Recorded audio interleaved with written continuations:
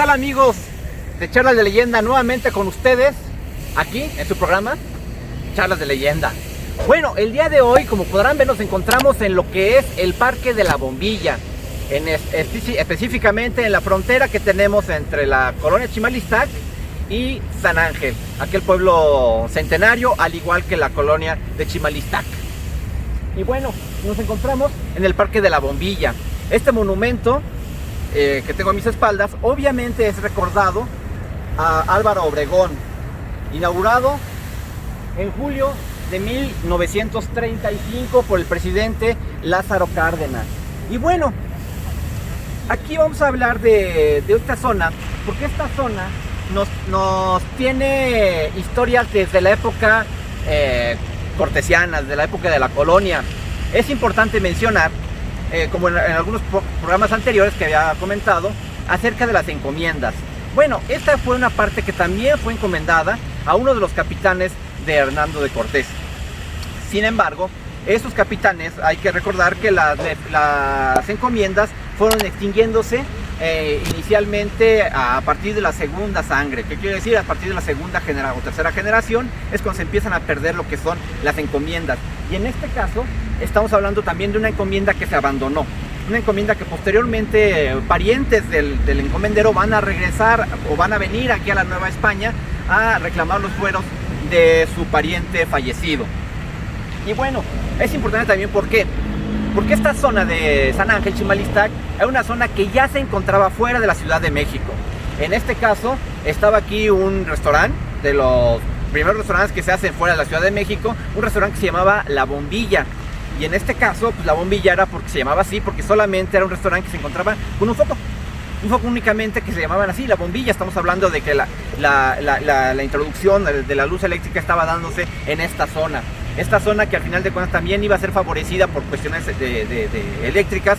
¿Por qué? Porque aquí bajaba lo que era el río de la Magdalena, aquel río que surgía allá por la zona de la Sierra de la Magdalena, y que iba a bajar por la zona de San Ángel, y que se iba a convertir a desembocar en lo que era Churubusco.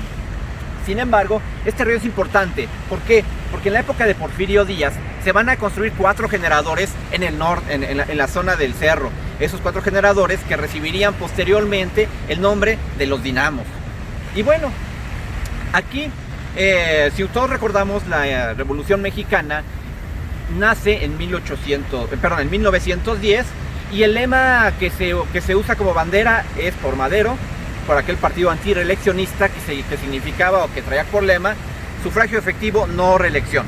Una frase que casualmente no le corresponde a Madero. Esa frase inicialmente la va a enarbolar Porfirio Díaz en contra de Benito Juárez, porque Benito Juárez era un presidente que estaba religiéndose constantemente. Dicen por ahí en la canción que si Juárez no hubiera muerto, todavía viviría. Bueno, realmente lo que decía la canción, que si Juárez no hubiera muerto, seguramente todavía seguiría gobernando el país, porque Juárez, además del aferramiento que tenía por la República, tenía una tendencia de apropiación a la presidencia de la República. Estaba enamoradísimo de la silla de presidencial. Y bueno, Porfirio Díaz va a enarbolar esa frase, fracción efectivo, no reelección, y Madero la va a rehusar en contra del propio Porfirio Díaz, lo que va a generar la Revolución Mexicana. ¿Y por qué hago hincapié en esto de la no reelección? Por una simple y sencilla razón. Resulta que para 1928 Álvaro Obregón hace lo que precisamente la Revolución no quería: reelegirse. Él se reelige, y entonces vienen de la zona del Congreso, allá por el centro de la Ciudad de México, aquí a un desayuno. Y en este desayuno que se da, aprovecha José de León Toral para asesinar a Álvaro Obregón. Se dice que le pegó un par de balazos en la cabeza. Sin embargo, en la necropsia de Álvaro Obregón se encontraron más de 50 casquillos diferentes, lo que significa que ya realmente había un complot para acabar con Álvaro Obregón, y que ese complot se decía que era por parte de Plutarco Elías Calles y de Emilio Portes Gil. No, es Portes Gil. Sí, Portes Gil. Por aquello de la frase de que decían: ¿quién mató a Obregón? Cállese y pórtese bien. Haciendo alusión a Calles y a Portes Gil. Y bueno, En este monumento, inicialmente Agustín Azúnzulo había pensado hacer un monumento mucho más alto. Sin embargo, se quedó solamente en esa parte. Este monumento nos recibe con dos estatuas de granito que corresponden a dos mujeres. La primera, como vemos, está sosteniendo un maíz, lo que nos habla de la agricultura. Y la otra está sosteniendo un martillo y unos laureles, que también significa lo que es la industria. Vamos a dar una vuelta a este monumento, porque este monumento tiene bastantes alegorías. Una de ellas nos va a hablar de ese pueblo, nos va a hablar de ese pueblo en armas, de esa gesta revolucionaria, de lo que es la guerra. Y en este caso vamos a ver por el costado norte a este grupo de personas que al final de cuentas nos habla del pueblo en armas. En este caso vemos obviamente la gente armada. Y bueno, hay que recordar una cosa. Álvaro Obregón se decía que más que general, también muy en su juventud había sido poeta. De los malos, pero había sido poeta. Sin embargo, él también se decía que tenía una especie de pacto con la muerte. Resulta que cuando son las batallas de Celaya, Álvaro Obregón tiene que combatir a Pancho Villa. Pancho Villa es cuando la división del norte queda completamente destruida y la revolución armada como tal también se termina. ¿Por qué se termina? Porque a pesar de que hubo levantamientos, por ejemplo, con el Ejército del Sur posteriormente, y algunos otros levantamientos, o el mismo Pancho Villa, que se dedica como gavillero, resulta que ya no va a ser aquel ejército armado y preparado y muy bien armado, pues muy bien preparado, sino se va a convertir en una especie como de gavilla. Y bueno, les hablaba de las batallas de Celaya. Durante las batallas de Celaya, lo que va a pasar con Álvaro Obregón es que un cañonazo o una granada va a estallar cerca de él y le va a volar un brazo. Dicho brazo estuvo hasta el año de 1988 pues colocado en este monumento. Uno entraba y encontraba la mano el antebrazo y la mano de Álvaro Obregón en este monumento. Afortunadamente ya lo quitaron, pero bueno, aquí estaba inicialmente ese brazo. Como les decían que Álvaro Obregón tenía pacto con la muerte. Una vez que estalla y pierde el brazo, con el brazo que le quedó libre, saca su pistola y se la lleva a la cabeza y la acciona. Y lo que pasa es que no sale ninguna bala. Al final de cuentas la pistola se encontraba descargada. Entonces Álvaro Obregón no se pudo quitar la vida. Lo desarman y al final de cuentas se lo llevan a la ciudad de México. También otra anécdota que se tiene de Álvaro Obregón es que él va a provocar de alguna u otra manera, directa o indirectamente, lo que se llama como la cristiada, aquel movimiento armado que se da por los defensores de la fe, los defensores de Cristo Rey. En este caso vamos a hablar de personajes como Agustín Pro, como la Madre Conchita y como un perro que me está ladrando. Y con la Madre Conchita. Resulta que unos amigos de la Madre Conchita van a pedirle prestado el carro al hermano de Agustín Pro, y este carro va a ser utilizado para hacer realizar un atentado en contra de Álvaro Obregón. Dicho atentado consistió en que se le emparejaron y le arrojaron lo que fue una bomba. Obviamente aquí vemos también una águila. Si nos percatamos, es parte todavía nos quedan algunos vestigios de lo que son las primeras águilas republicanas, las águilas que se van a manejar, esa águila desplegada de frente con el rostro o hacia el lado izquierdo. Esta águila, por cierto, ha sido mucha crítica por parte de las redes sociales actualmente, porque resulta que una águila muy parecida a esta águila, el águila juarista, está adornando lo que son los palacios, tanto el Palacio Nuevo, el Palacio Gemelo, como el Palacio del Ayuntamiento. Cuando estamos hablando que el escudo nacional cambió, de hecho, y la ley de 1988, la ley de escudo, bandera e himnos nacionales, nos dice exactamente cómo debe estar el águila y nos la pone como un águila de perfil izquierdo, y que es la que nosotros podemos ver en todas las monedas, las monedas mexicanas. es el águila que, y en el escudo nacional, es el águila que está autorizada. No esta águila sí es una águila histórica, es una águila muy bonita, sin embargo, no está ya vigente.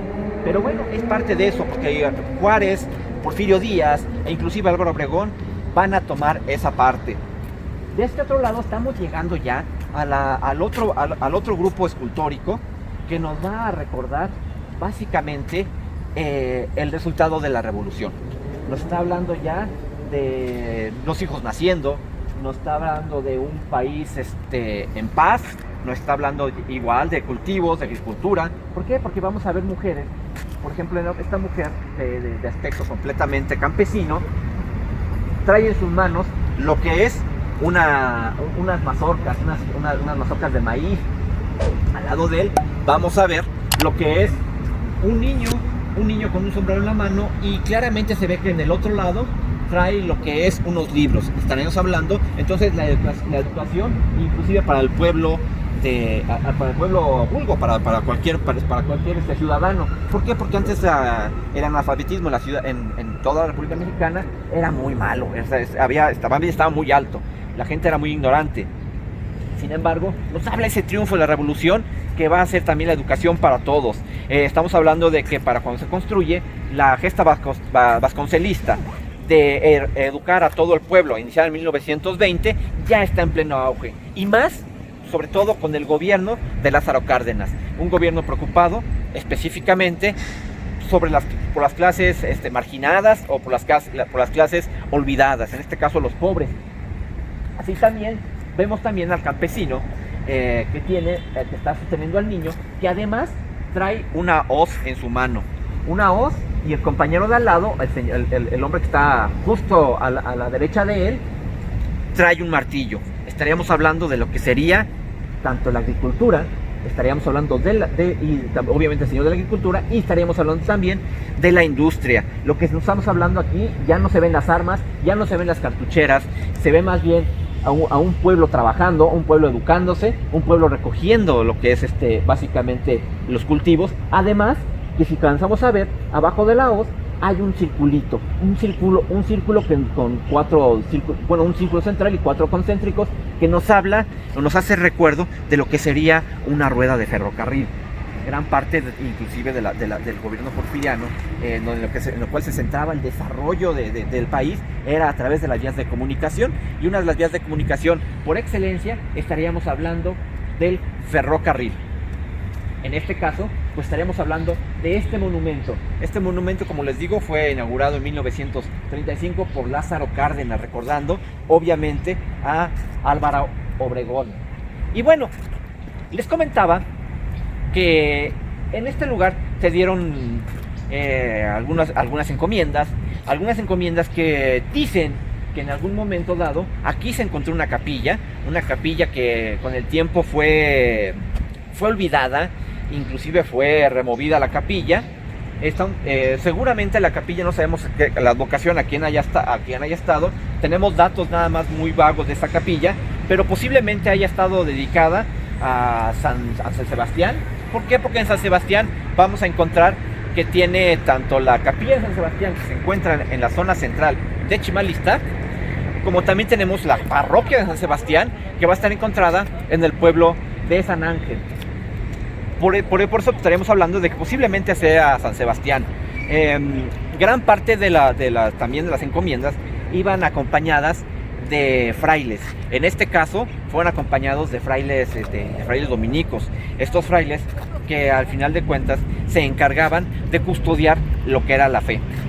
No hay que olvidar que la leyenda áurea de Santo Domingo nos habla antes de su nacimiento, cuando su mamá, tiene un sueño, y ella, en ese sueño, ella da a luz un perro, el cual toma una antorcha encendida y corre por todos los trigales, y termina lo que es incendiando todos los trigales. Ella, muy espantada, va y se lo platica a su obispo, y su obispo le dice que no se preocupe, que lo que eso es un mensaje de Dios, que lo que ella va su hijo va a ser, o que el producto que ella va a dar a luz, va a ser una persona específicamente muy dedicada a la iglesia y que va a defender a la iglesia y se va a convertir en protector de la iglesia, y que esa antorcha que lleva en el hocico y que va encendiendo los campos es su palabra, que va encendiendo los corazones de toda la cristiandad. Hay que recordar que estamos hablando del año 1200 aproximadamente, estamos hablando todavía de la época de las cruzadas, estamos hablando todavía de la lucha por la fe, de las guerras santas que había en aquel momento, y estas ideas de tener personajes o tener santos que fueran defensores de la fe eran muy importantes. Por esto vamos a tener a Santo Domingo como uno de ellos, y vamos a tener a San Francisco de Asís como el otro de ellos. En este caso también estamos hablando de que son leyendas que se van dando. Por ejemplo, con San Francisco tenemos la misma historia de un personaje muy rico, que en sueños Dios le habla y se convierte en un personaje muy pobre, y obviamente con un voto de austeridad y un voto de pobreza muy elevado.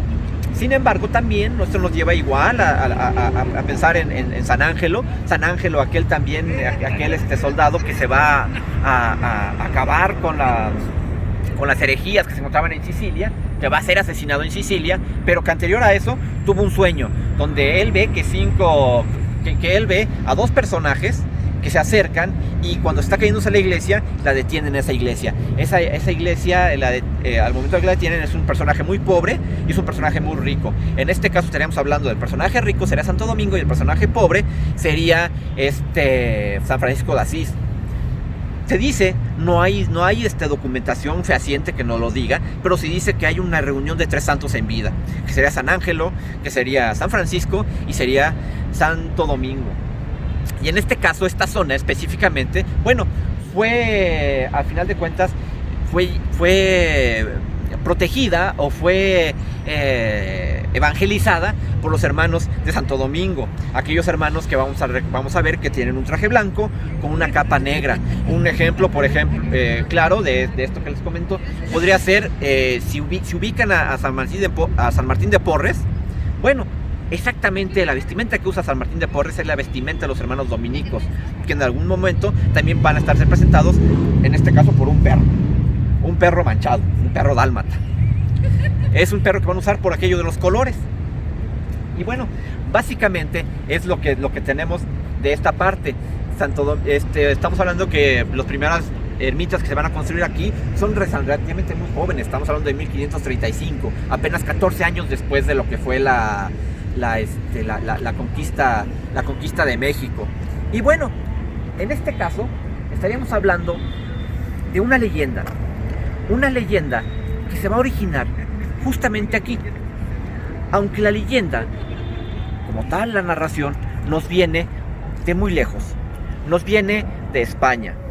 Estaríamos hablando que don Pedro Martínez era hijo de don Alonso Martínez. Alonso Martínez había sido un soldado de Hernando de Cortés, al cual le había sido encomendada estos territorios para evangelizarlos y para tener a sus indios a su servicio.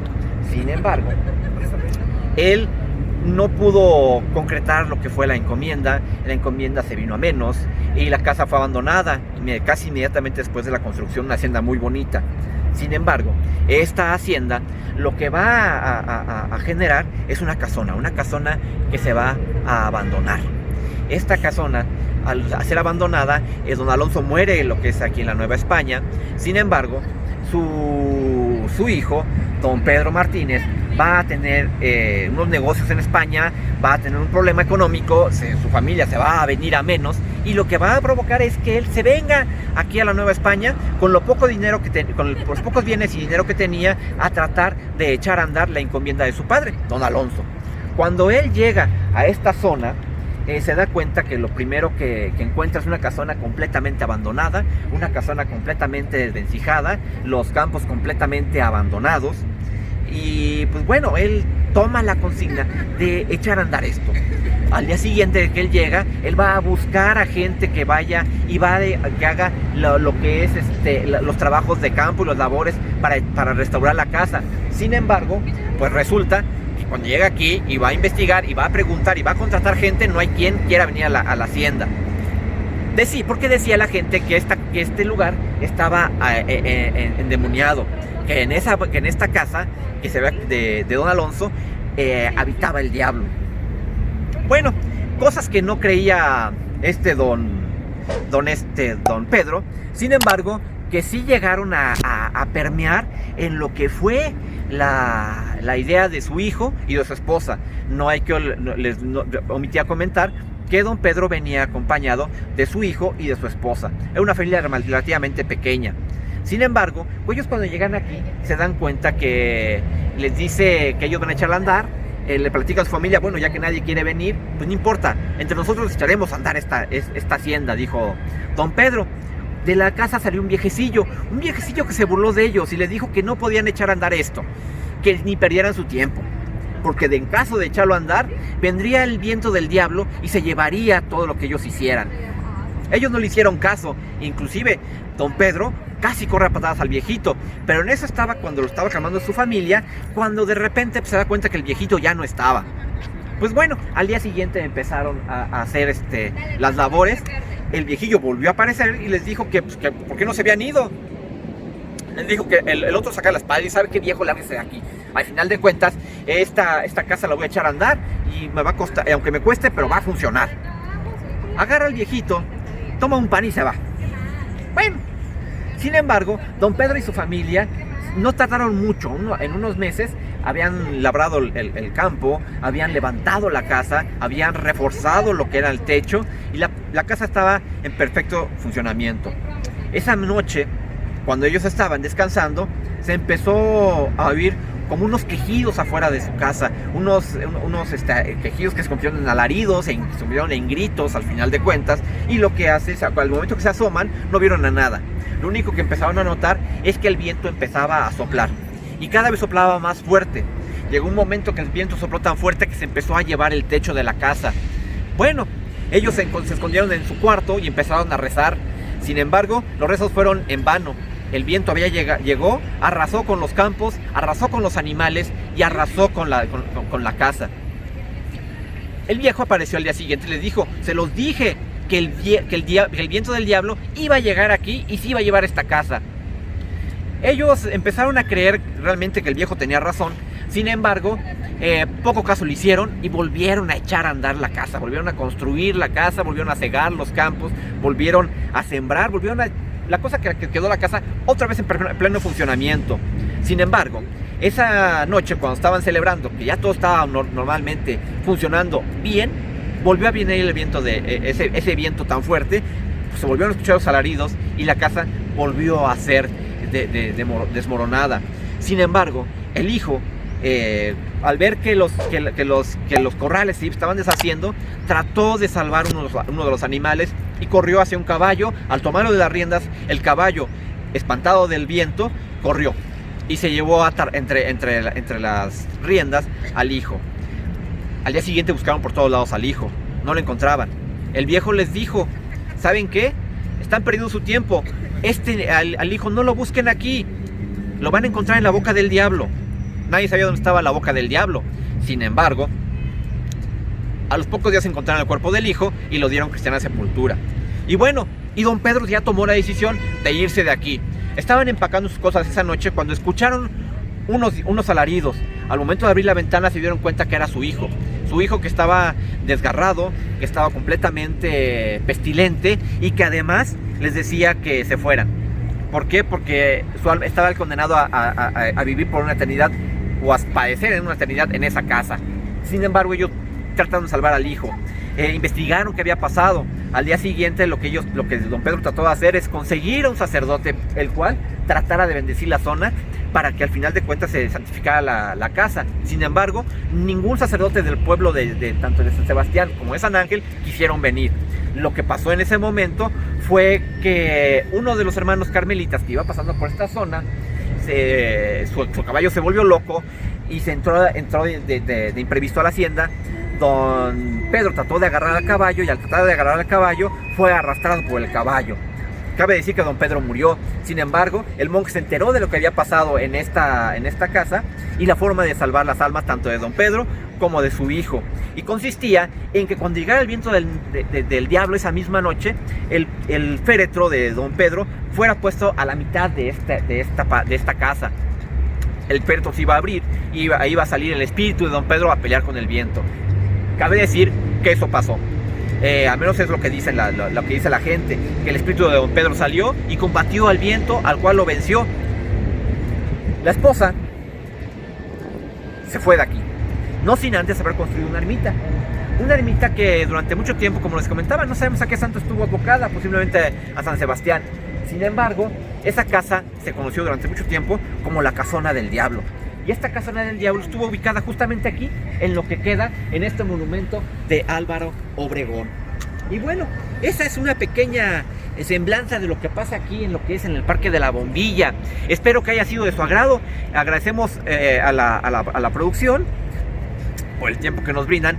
Además que, bueno, no estuvo conmigo el chaparrito ni tampoco el grandote. Hoy me tocó hacer la presentación solo. Y bueno, aquí estamos con ustedes. Agradezco también su presencia y ojalá les haya agradado. Y bueno, y muy buenas noches y que descansen. Mi nombre es Alejandro Romo y que tengan muy buenas noches.